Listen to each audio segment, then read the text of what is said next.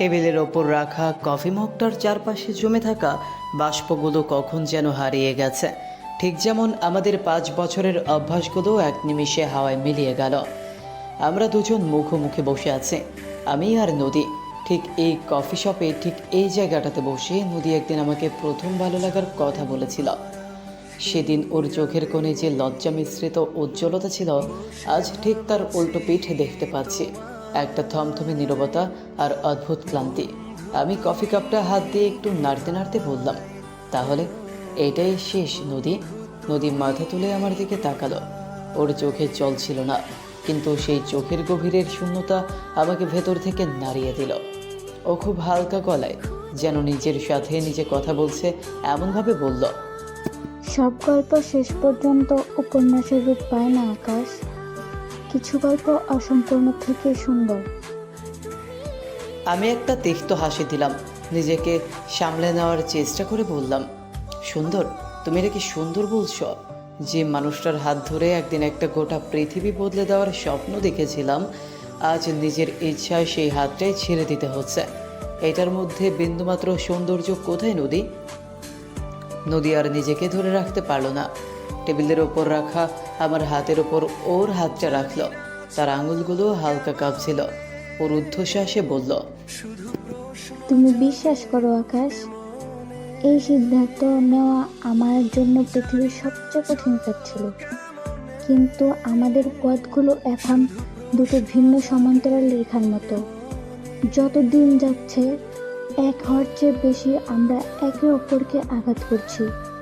এভাবে প্রতিদিন মরে যাওয়ার চেয়ে একেবারে সবকিছু শেষ করে দেওয়া ভালো নয়?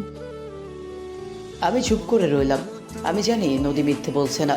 সময়ের সাথে সাথে আমাদের জীবন, আমাদের লক্ষ্য এবং আমাদের বাস্তবতাগুলো আলাদা হয়ে গেছে।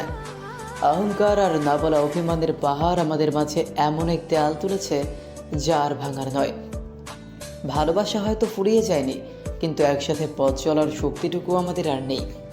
আমি ম্লান হেসে বললাম, তাহলে আমাদের এত বছরের স্মৃতিগুলো সব কি তবে মিথ্যে হয়ে গেল? নদী চোখের পলক ফেলল, একটা দীর্ঘশ্বাসে লুকিয়ে ও বলল, স্মৃতি কখনো মিথ্যে হয় না আকাশ। গত 5 বছর তুমি আমার জীবনের শ্রেষ্ঠ অধ্যায় হয়েছিলে। আজ শুধু বইয়ের পাতাটা উল্টে দিচ্ছি, কিন্তু সেই অধ্যায়ের গুরুত্ব আমার কাছে একটুকু কমেনি। বলতে বলতেই নদী ওর ব্যাগ থেকে একটা ছোট হলুদ খাম আমার দিকে বাড়িয়ে দিল। এটা কি? আমি অবাক হয়ে জিজ্ঞেস করলাম। আমাদের একসাথে কাটানো সেরা মুহূর্তের কিছু ছবি আর আমার একটা চিঠি। যখন তোমার একা লাগবে তখন এটা পড়ে দেখো। বাইরে তখন গোধূলির আলো মিলিয়ে আসছে। চারপাশের ব্যস্ততা আমাদের ছুঁতে পারছে না। আমরা দুজন একসাথে কফি শপ থেকে বেরিয়ে এলাম। রাস্তার মোড়ে এসে থমকে দাঁড়ালাম। নদী এক পা পেছনে গিয়ে বলল, ভালো থেকো আকাশ, আর নিজের যত্ন নিও। আমি শেষবার মতো ওর চোখের দিকে তাকালাম। অনেক কষ্টে মুখের কোণে এক চিলতে হাসি এনে বললাম, তুমিও ভালো থেকো নদী। বিদায়। সেদিনের পর আমরা দুজনেই দুই বিপরীত রাস্তার দিকে হাঁটতে শুরু করলাম। একটা দীর্ঘ নিঃশ্বাসে বাতাসে মিলিয়ে গেল আমাদের 5 বছরের চেনা ইতিহাস।